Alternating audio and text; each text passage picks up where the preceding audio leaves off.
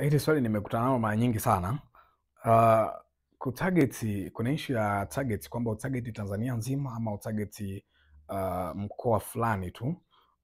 Huwa nashauri kwamba targeting yako unaweza ukafanya targeting ya nchi tano, nchi ngapi, depends. Nishasema kwamba hakuna limit kwenye upande wa targeting, lakini ushauri wangu huwa nashauri kwamba make sure eneo ambalo unalitarget una uwezo wa kulihudumia. Yaani kama unaona kabisa kwamba kwa biashara yako, kwa uzoefu wako, biashara yako unaweza ukaihudumia Dar es Salaam peke yake, fanya hivyo. Usihangaike sana, kwa sababu ukisema una target Tanzania nzima utapata watu mpaka sehemu ambazo wewe mwenyewe uweze ukapeleka mzigo, wewe mwenyewe uweze ukafanya biashara na hiyo sehemu. Kwa hiyo make sure una target zile location ambazo una uwezo wa kuzihudumia. Naamini kwamba unaweza ukapeleka huduma yako, unaweza kumfikia mteja wako na mwisho wa siku ukapata matokeo ambayo yako vizuri zaidi. Japo the more target inakuwa kubwa, the more location inakuwa broad sana.